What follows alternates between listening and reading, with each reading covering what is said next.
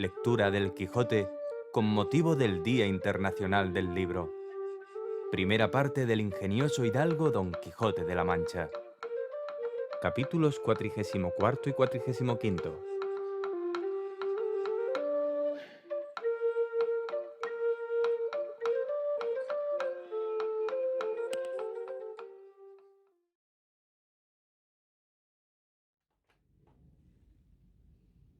Donde se prosiguen los inauditos sucesos de la venta.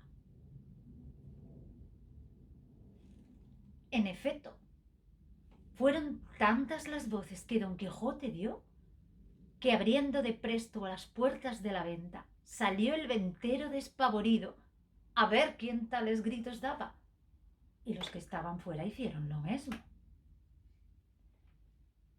Maritornes, que ya había despertado a las mismas voces, imaginando lo que podía ser, se fue al pajar y desató, sin que nadie lo viese, el cabestro que a Don Quijote sostenía, y él dio luego en el suelo, a vista del ventero y de los caminantes, que llegándose a él, le preguntaron qué tenía, qué tales voces daba.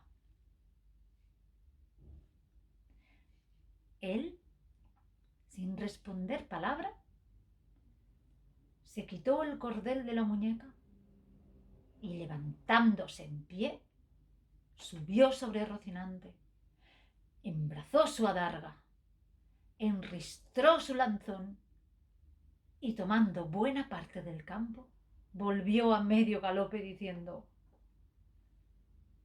cualquiera que dijere que yo he sido con justo título encantado, como mi señora la princesa Micomicona me dé licencia para ello, yo le desmiento, le rieto y desafío a singular batalla.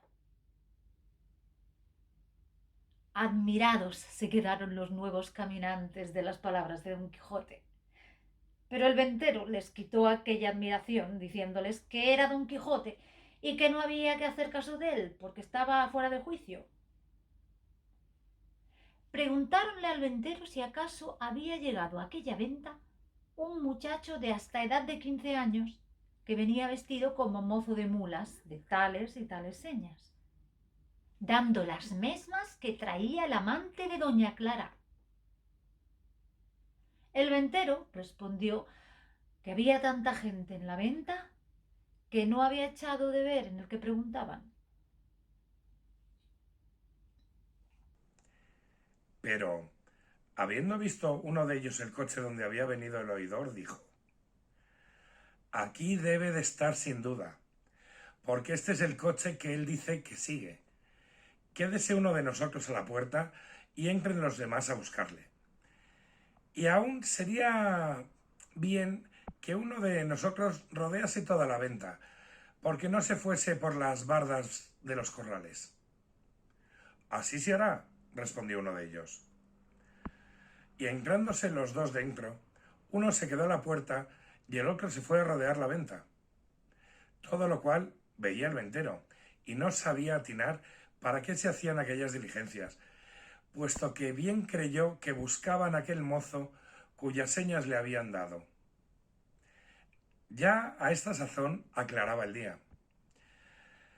Y así, por esto como por el ruido que Don Quijote había hecho, estaban todos despiertos y se levantaban, especialmente doña Clara y Dorotea, que la una con sobresalto de tener tan cerca a su amante y la otra con el deseo de verle, habían podido dormir bien mal aquella noche.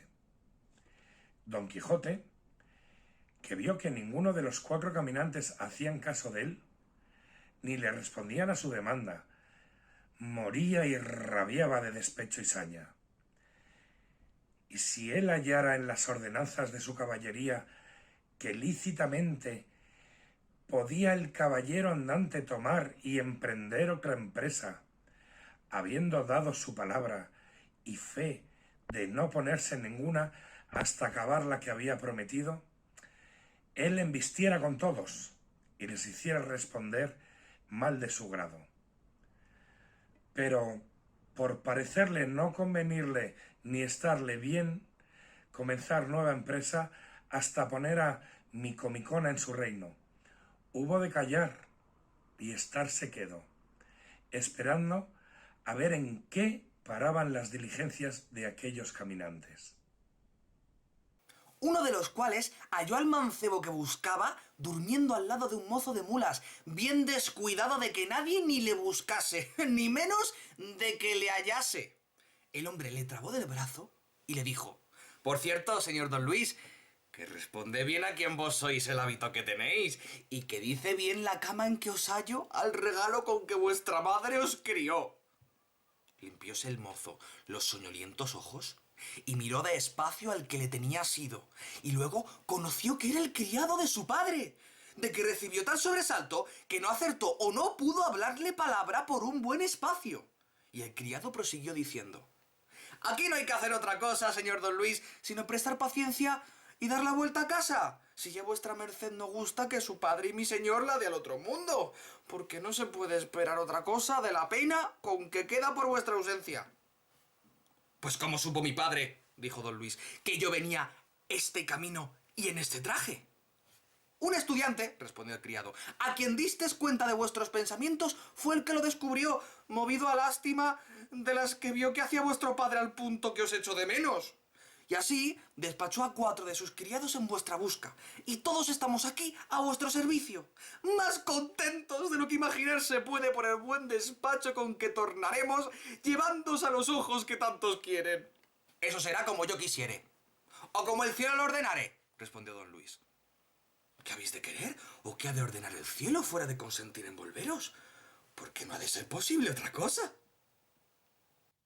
Todas estas razones que entre los dos pasaban, oyó el mozo de mulas junto a quien don Luis estaba, y levantándose de allí fue a decir lo que pasaba a don Fernando y a Cardenio y a los demás, que ya vestidos se habían, a los cuales dijo cómo aquel hombre llamaba de don a aquel muchacho, y las razones que pasaban, y cómo le quería volver a casa de su padre, y el mozo no quería. Y con esto, y con lo que de él sabían, de la buena voz que el cielo le había dado, vinieron todos en gran deseo de saber más particularmente quién era, y aun de ayudarle si alguna fuerza le quisiesen hacer, y así se fueron hacia la parte donde aún estaba hablando y porfiando con su criado. Salía en esto Dorotea de su aposento, y tras ella doña Clara, toda turbada. Y llamando Dorotea a Cardenio aparte, le contó en breves razones la historia del músico y de doña Clara, a quien él también dijo lo que pasaba de la venida a buscarle los criados de su padre, y no se lo dijo tan callando que lo dejase de oír Clara, de lo que quedó tan fuera de sí, que si Dorotea no llegara a tenerla, diera consigo en el suelo. Cardenio dijo a Dorotea que se volviesen al aposento, que él procuraría poner remedio en todo, y ellas lo hicieron. Ya estaban todos los 4 que venían a buscar a don Luis dentro de la venta y rodeados de él, persuadiéndole que luego, sin detenerse un punto, volviese a consolar a su padre. Él respondió que en ninguna manera lo podía hacer hasta dar fin a un negocio en que le iba la vida, la honra y el alma. Apretáronle entonces los criados diciéndole que en ningún modo volverían sin él y que le llevarían, quisiese o no quisiese. «Eso no haréis vosotros», replicó don Luis, «si no es llevándome muerto. Aunque de cualquiera manera que me llevéis, será llevarme sin vida». Ya a esta sazón habían acudido a la porfía todos los más que en la venta estaban, especialmente Cardenio, don Fernando, sus camaradas, el oidor, el cura, el barbero y don Quijote, que ya le pareció que no había necesidad de guardar más el castillo. Cardenio, como ya sabía la historia del mozo, preguntó a los que llevarle querían que qué les movía a querer llevar contra su voluntad a aquel muchacho. «Muévenos», respondió uno de los 4, «dar la vida a su padre, que por la ausencia de este caballero queda a peligro de perderla». A esto dijo don Luis: «No hay para qué se dé cuenta aquí de mis cosas. Yo soy libre, y volveré si me diere gusto, y si no, ninguno de vosotros me ha de hacer fuerza». «Harásela a vuestra merced la razón», respondió el hombre, «y cuando ella no bastare con vuestra merced, bastará con nosotros para hacer a lo que vinimos y lo que somos obligados». «Sepamos qué es esto de raíz», dijo a este tiempo el oidor. Pero el hombre, que lo conoció como vecino de su casa, respondió: ¿No conoce vuestra merced, señor oidor, a este caballero, que es el hijo de su vecino, el cual se ha ausentado de casa de su padre en el hábito tan indecente a su calidad, como vuestra merced puede ver? Miróle entonces el oidor más atentamente, y conocióle, y abrazándole dijo: ¿Qué niñerías son estas, señor don Luis? ¿O qué causas tan poderosas que os hayan movido a venir de esta manera y en este traje, que dice tan mal con la calidad vuestra? Al mozo se le vinieron las lágrimas a los ojos, y no pudo responder palabra. El oidor dijo a los 4 que se sosegasen, que todo se haría bien, y tomando por la mano a don Luis, le apartó a una parte y le preguntó qué venida había sido aquella. Y en tanto que le hacía esta y otras preguntas, oyeron grandes voces a la puerta de la venta. Y era la causa de ellas que 2 huéspedes que aquella noche habían alojado en ella, viendo a toda la gente ocupada en saber lo que los 4 buscaban, habían intentado a irse sin pagar lo que debían.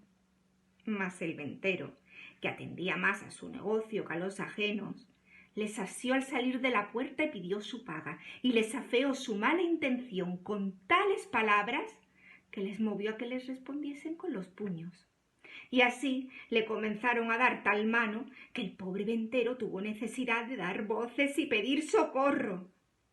La ventera y su hija no vieron a otro más desocupado para poder socorrerle que a don Quijote, a quien la hija de la ventera dijo: «Socorra vuestra merced, señor caballero, por la virtud que Dios le dio a mi pobre padre, que 2 malos hombres le están moliendo como a cibera». A lo cual respondió don Quijote muy despacio y con mucha flema: «Fermosa doncella, no ha lugar por ahora vuestra petición, porque estoy impedido de entremeterme a otra aventura en tanto que no diere cima una en que mi palabra me he puesto». Mas lo que yo podré hacer por serviros es lo que ahora diré: corred y decid a vuestro padre que se entretenga en esa batalla lo mejor que pudiere, y que no se deje vencer en ningún modo, en tanto que yo pido licencia a la princesa Micomicona para poder socorrerle en su cuita, que si ella me la da, tened por cierto que yo le sacaré de ella. Pecadora de mí, dijo a esto Maritornes, que estaba delante. Primero que vuestra merced alcance esa licencia que dice, estará ya mi señor en el otro mundo. Dadme vos, señora, que yo alcance la licencia que digo, respondió don Quijote, que como yo la tenga, poco hará al caso que él esté en el otro mundo, que de allí le sacaré, a pesar del mismo mundo que lo contradiga. O por lo menos os daré tal venganza de los que allá le hubieren enviado que quedéis más que medianamente satisfechas. Y sin decir más, se fue a poner de hinojos ante Dorotea, pidiéndole con palabras caballerescas y andantescas que la su grandeza fuese servida de darle licencia de acorrer y socorrer al castellano de aquel castillo, que estaba puesto en una grave mengua. La princesa se la dio de buen talante, y él luego, embrazando su adarga y poniendo mano a su espada, acudió a la puerta de la venta, donde aún todavía traían los 2 huéspedes a maltraer al ventero. Pero así como llegó, embazó y se estuvo quedo, aunque Maritornes y la ventera le decían que en qué se detenía, que socorriese a su señor marido. «Deténgome», dijo don Quijote, «porque no me es lícito poner mano a la espada contra gente escuderil. Pero llamadme aquí a mi escudero Sancho, que a él toca y atañe esta defensa y venganza». Esto pasaba en la puerta de la venta, y en ella andaban las puñadas y mojicones, muy en su punto, todo en daño del ventero y en rabia de Maritornes, la ventera y su hija, que desesperaban de ver la cobardía de don Quijote, y de lo mal que lo pasaba su marido, señor y padre. Pero dejémosle aquí, que no faltará quien le socorra, o si no, sufra y calle, el que se atreve a más de lo que sus fuerzas le prometen. Y volvamos atrás 50 pasos, a ver lo que fue lo que don Luis respondió al oidor, que le dejamos aparte, preguntándole la causa de su venida a pie y de tan vil traje vestido. A lo cual el mozo, asiéndole fuertemente de las manos, como en señal de que algún gran dolor le apretaba el corazón y, derramando lágrimas en grande abundancia, le dijo: «Señor mío, yo no sé deciros otra cosa, sino que desde el punto que quiso el cielo y facilitó vuestra vecindad, que yo viese a mi señora, doña Clara, hija vuestra y señora mía. Desde aquel instante la hice dueño de mi voluntad, y si la vuestra, verdadero señor, y el padre mío no lo impide, en ese mismo día ha de ser mi esposa. Por ella dejé la casa de mi padre, y por ella me puse en este traje, para seguirla donde quiera que fuese, como la saeta al blanco, o como el marinero al norte. Ella no sabe de mis deseos más de lo que ha podido entender de algunas veces que desde lejos ha visto llorar mis ojos. Ya, señor, sabéis la riqueza y la nobleza de mis padres, y como yo soy único heredero, hacedme en todo venturoso, recibidme luego por vuestro hijo, que si mi padre, llevado de otros designios suyos, no gustare deste bien que yo supe buscarme, más fuerza tiene el tiempo para deshacer y mudar las cosas que las humanas voluntades». Calló, en diciendo esto, el enamorado mancebo, y el oidor quedó en oírle suspenso, confuso y admirado, así de haber oído el modo y la discreción con que don Luis le había descubierto su pensamiento, como de verse en punto que no sabía el qué poder tomar en tan repentino y no esperado negocio. Y así no respondió otra cosa, sino que se sosegase por entonces y entretuviese a sus criados, que por aquel día no le volviesen, porque se tuviese tiempo para considerar lo que mejor a todos estuviese. Besóle las manos por fuerza a don Luis, y aún se las bañó con lágrimas, cosa que pudiera enternecer un corazón de mármol. No sólo el del oidor, que, como discreto, ya había conocido cuán bien le estaba a su hija aquel matrimonio, puesto que, si fuera posible, lo quisiera efectuar con voluntad del padre de don Luis, del cual sabía que pretendía hacer de título a su hijo. Ya a esta sazón estaban en paz los huéspedes con el ventero, pues por persuasión y buenas razones de don Quijote, más que por amenazas, le habían pagado todo lo que él quiso. Y los criados de don Luis aguardaban el fin de la plática del oidor y la resolución de su amo, cuando el demonio, que no duerme, ordenó que en aquel mismo punto entró en la venta el barbero, a quien don Quijote quitó el yelmo de Mambrino y Sancho Panza los aparejos del asno, que trocó con los del suyo. El cual barbero, llevando su jumento a la caballeriza, vio a Sancho Panza que estaba aderezando no sé qué de la albarda, y así como la vio, la conoció, y se atrevió a arremeter a Sancho diciendo: «¡Ah, don ladrón, que aquí os tengo! Venga mi bacia y mi albarda con todos mis aparejos que me robastes». Sancho, que se vio acometer tan de improviso y oyó los vituperios que le decían, con la una mano asió de la albarda y con la otra dio un mojicón al barbero que le bañó los dientes en sangre. Pero no por esto dejó el barbero la presa que tenía hecha en el albarda.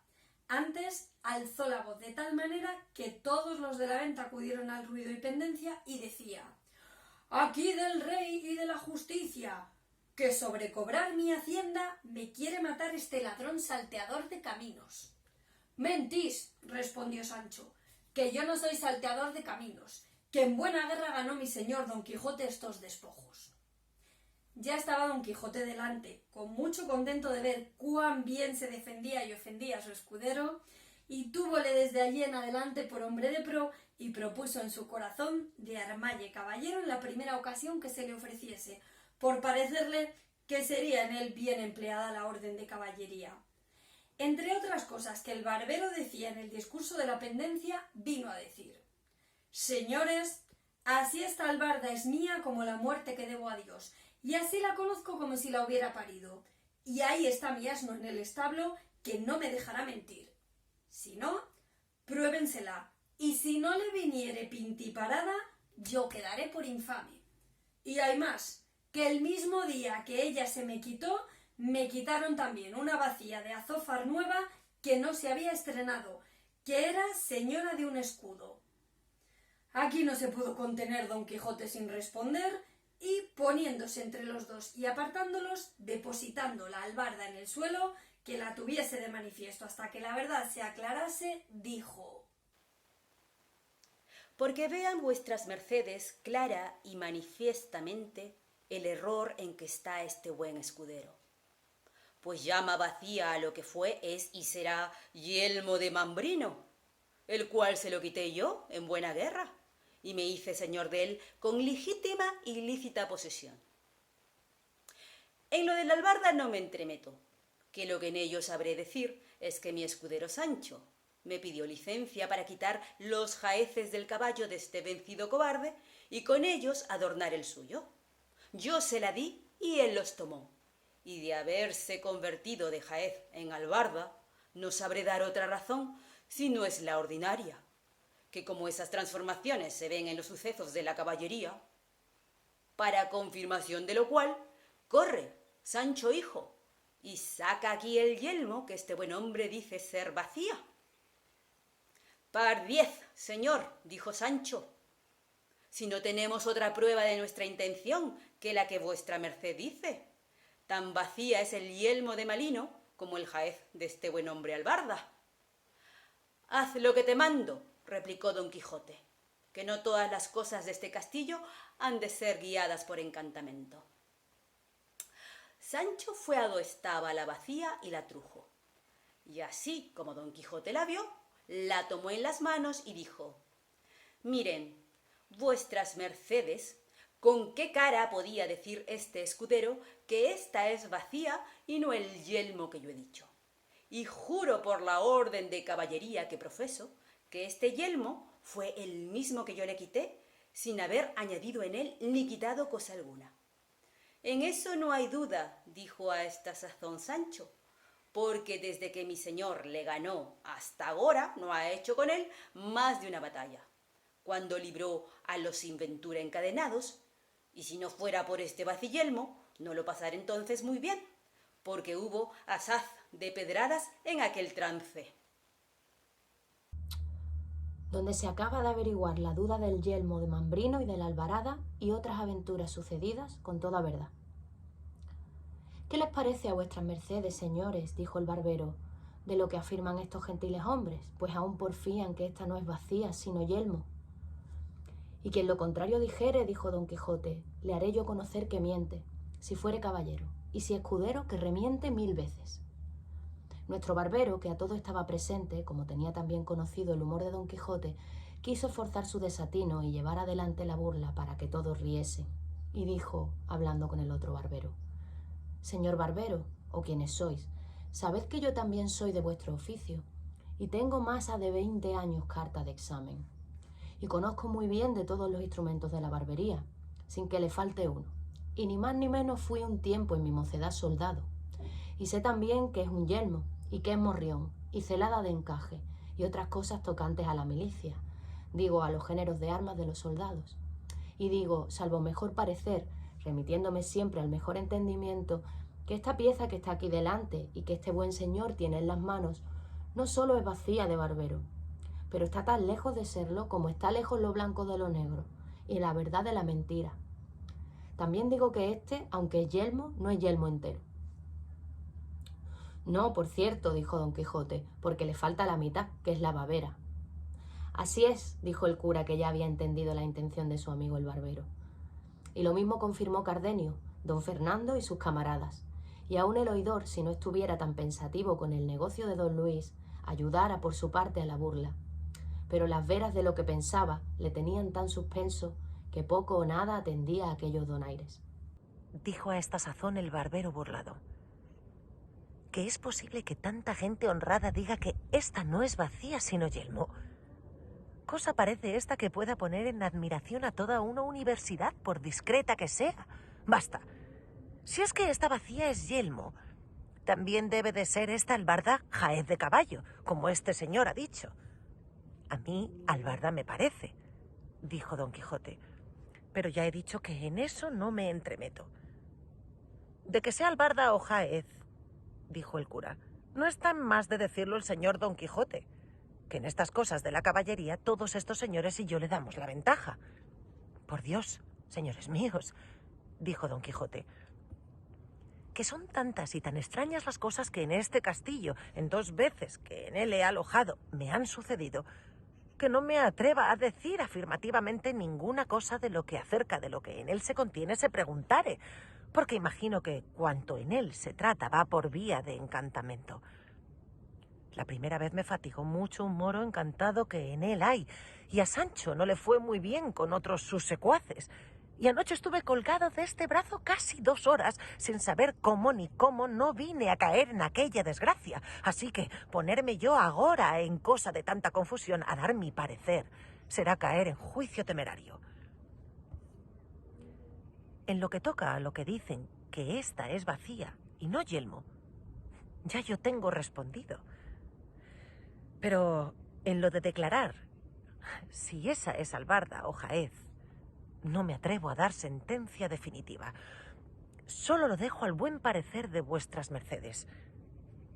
Quizá por no ser armados caballeros, como yo lo soy, no tendrán que ver con vuestras mercedes los encantamentos de este lugar, y tendrán los entendimientos libres, y podrán juzgar de las cosas de este castillo como ellas son real y verdaderamente, y no como a mí me parecían. No hay duda, respondió a esto don Fernando, sino que el señor Don Quijote ha dicho muy bien hoy que a nosotros toca la definición de este caso. Y porque vaya con más fundamento, yo tomaré en secreto los votos de estos señores y de lo que resultare daré entera y clara noticia. Para aquellos que la tenían del humor de Don Quijote, era todo esto materia de grandísima risa. Pero para todos los que la ignoraban les parecía el mayor disparate del mundo, especialmente a los 4 criados de don Luis y a don Luis, ni más ni menos, y a otros 3 pasajeros que acaso habían llegado a la venta, que tenían parecer de ser cuadrilleros, como en efecto lo eran, pero a él, que más que se desesperaba era el barbero, cuyo bacía allí delante de sus ojos se les había vuelto en yelmo de Mambrino, y cuya albarda pensaba, sin duda alguna, que se le había de volver en jaez rico de caballo, y los unos y los otros se reían de ver cómo andaba don Fernando, tomando los votos de unos en otros, hablándolos al oído, para que en secreto declarasen si era albarda o jaez aquella joya sobre quien tanto se había peleado. Y después que hubo tomando los votos de aquellos que a Don Quijote conocían, y dijo en voz alta: el caso es, buen hombre, que yo ya estoy cansado de tomar tantos pareceres, porque veo que a ninguno pregunto lo que desde saber, que no me diga que es disparate el decir que ésta sea albarda de juramento, sino jaez de caballo y aún de caballo castizo, y así habréis de tener paciencia, porque a vuestro pesar y al de vuestro asno, este es jaez y no albarda, y vos habéis alegado y probado muy mal de vuestra parte. No la tenga yo en el cielo, dijo el sobrebarbero, si todos vuestras mercedes nos engañan, y que así parezca mi ánima ante Dios como ella me parece a mi albarda, y no jaez. Pero allá van leyes, etcétera, y no digo más. Y en verdad que no estoy borracho, que no me he desayunado, si de pecar no. No menos causaban risas las necedades que decía el barbero, que los disparates de Don Quijote, el cual a esta sazón dijo: aquí no hay más que hacer, sino que cada uno tome lo que es suyo, y a quien Dios se la dio, San Pedro se la bendiga. Uno de los 4 dijo: si ya no es que esto sea burla pesada, no me puedo persuadir que hombres de tan buen entendimiento como son, o parecen, todos los que aquí están, se atrevan a decir y afirmar que esta no es vacía ni aquella albarda. Mas, como veo que lo afirman y lo dicen, me doy a entender que no carece de misterio el porfiar una cosa tan contraria de lo que nos muestra la misma verdad y la misma experiencia, porque voto a tal y arrójole redondo, que no me den a mí entender cuantos hoy viven en el mundo al revés, de que esta no sea vacía de barbero y esta albarda de asno. Bien podría ser de borrica, dijo el cura. Tanto monta, dijo el criado, que el caso no consiste en eso, sino en si es o no es albarda, como vuestras mercedes dicen. Oyendo esto, uno de los cuadrilleros que habían entrado y que había oído la pendencia y quistión, lleno de cólera y de enfado, dijo: tan albarda es como mi padre, y el que otra cosa ha dicho o dijere, debe de estar hecho uva. Mentís como bellaco, villano, respondió don Quijote, y alzando el lanzón que nunca le dejaba de las manos, le iba a descargar tal golpe sobre la cabeza que a no desviarse el cuadrillero se le dejara allí tendido. El lanzón se hizo pedazos en el suelo, y los demás cuadrilleros, que vieron tratar mal a su compañero, alzaron la voz pidiendo favor a la Santa Hermandad. El ventero, que era de la cuadrilla, entró al punto por su varilla y por su espada, y se puso al lado de sus compañeros. Los criados de don Luis rodearon a don Luis, porque con el alboroto no se les fuese. El barbero, viendo la casa revuelta, tomó asir de su alabarda, y lo mismo hizo Sancho. Don Quijote puso mano a su espada y arremetió a los cuadrilleros. Don Luis daba voces a sus criados que le dejasen a él y corriesen a don Quijote, y a Cardenio y a don Fernando, que todos favorecían a don Quijote. El cura daba voces, la ventera gritaba, su hija se afligía, Maritornes lloraba, Dorotea estaba confusa, Luscinda suspensa y doña Clara desmayada. El barbero aporreaba a Sancho, Sancho molía al barbero. Don Luis, a quien un criado suyo se atrevió a asirle del brazo porque no se le fuese, le dio una puñada que le bañó los dientes en sangre. El oidor le defendía. Don Fernando tenía debajo de sus pies a un cuadrillero, midiéndole el cuerpo con ellos muy a su sabor. El ventero tornó a reforzar la voz, pidiendo favor a la Santa Hermandad, de modo que toda la venta eran llantos, voces, gritos, confusiones, temores, sobresaltos, desgracias, cuchilladas, mojicones, palos, coces y efusión de sangre. Y, en la mitad de este caos, máquina y laberinto de cosas, se le representó en la memoria de don Quijote que se veía metido de hoz y de coz en la discordia del campo de Agramante. Y así dijo, con voz que atronaba la venta: vénganse todos, todos se envainen, todos se sosieguen, óiganme todos, si todos quieren quedar con vida. A cuya gran voz todos se pararon y él prosiguió diciendo: ¿no os dije yo, señores, que este castillo era encantado? ¿Y que alguna región de demonios debe de habitar en él? En confirmación de lo cual, quiero que veáis por vuestros ojos cómo se ha pasado aquí y trasladado entre nosotros la discordia del campo de Agramante. Mirad cómo allí se pelea por la espada, aquí por el caballo, acullá por el águila, acá por el yelmo, y todos peleamos y no todos nos entendemos. Venga pues, vuestra merced, señor oidor, y vuestra merced, señor cura, y el uno sirva de rey agravante y el otro de rey sobrino, y pónganos en paz, porque por Dios Todopoderoso, que es gran bellaquería que tanta gente principal como aquí estamos se mate por causas tan livianas. Los cuadrilleros, que no entendían el frasis de don Quijote, se veían mal parados de don Fernando, Cardenio y sus camaradas. No querrían sosegarse. El barbero sí, porque en la pendencia tenía deshecha la barba y la albarda. Sancho, a la más mínima voz de su amo, obedeció como buen criado.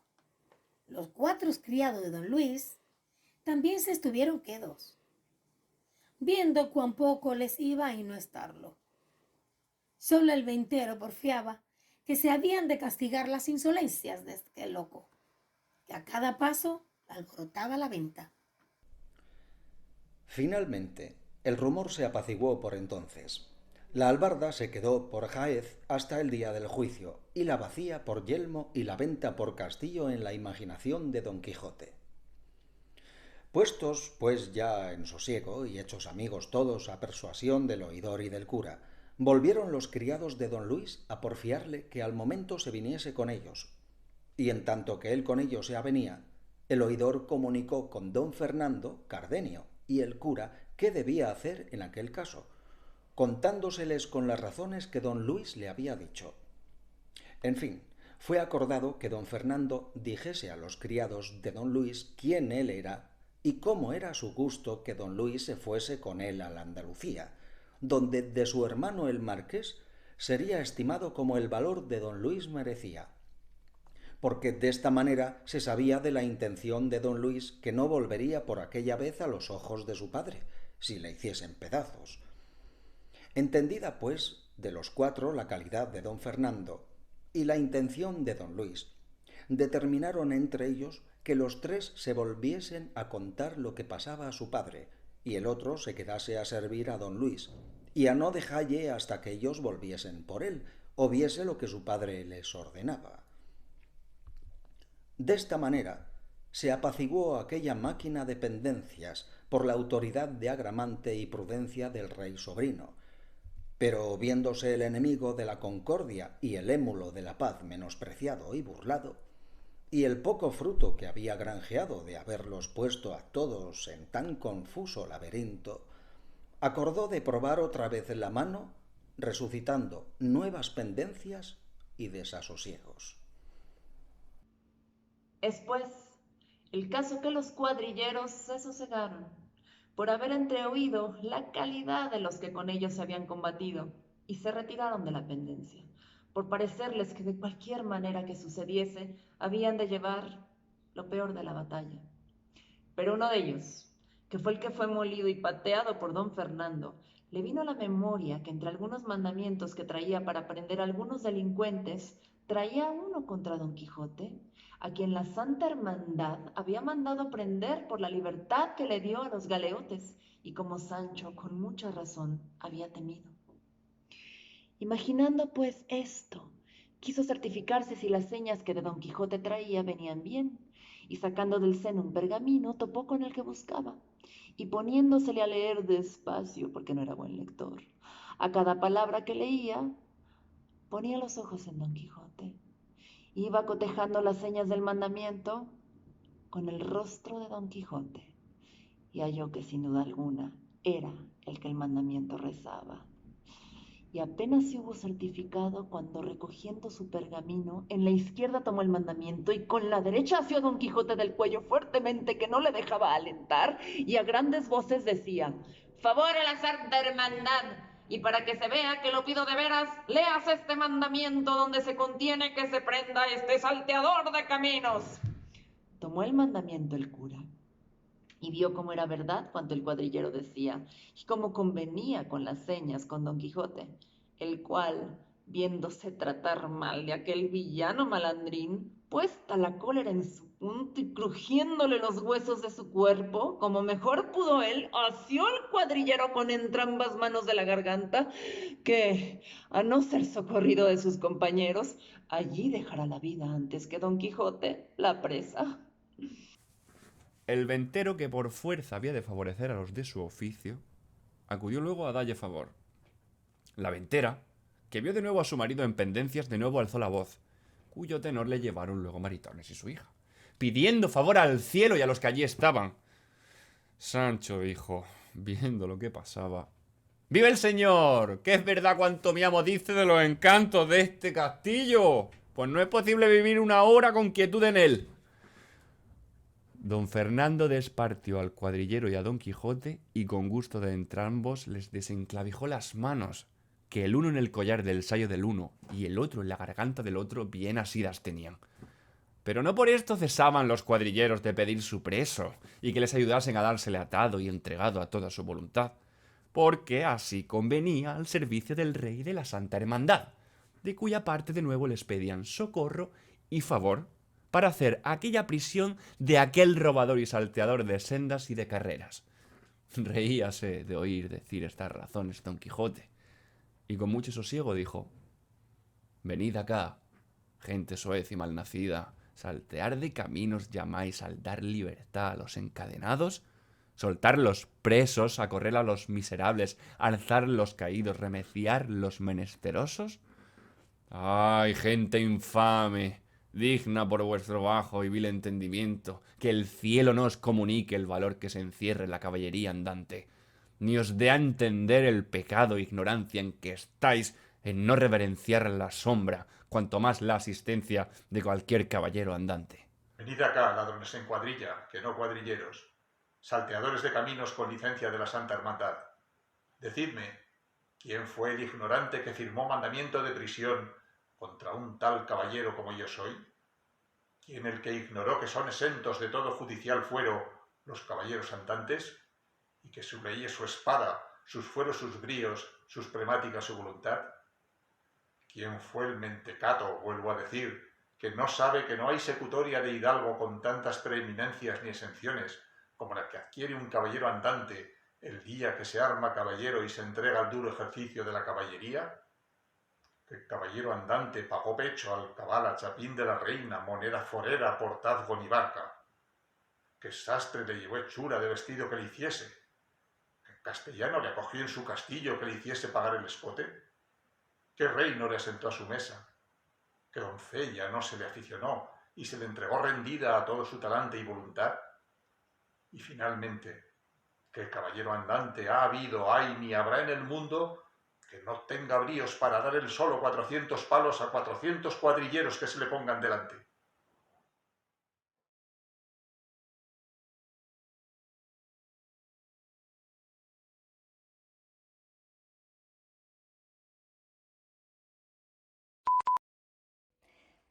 Ra, re, ri, ro, ru, ra, re, ri, ro, ru, ra, re, ri, ro, ru. ¿Quién diste cuenta al ram pim tam param pum chingaram pum?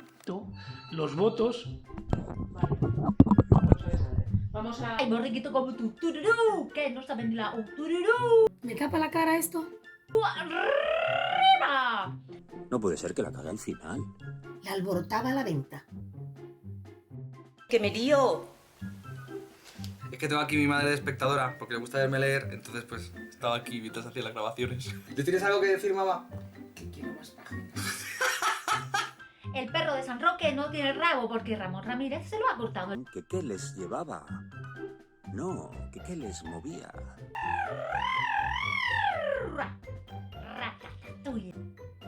Como aquí estamos. ¿Ya me he equivocado? Por fin, oe, oe, oe, oe. Bueno, vale, que está bien.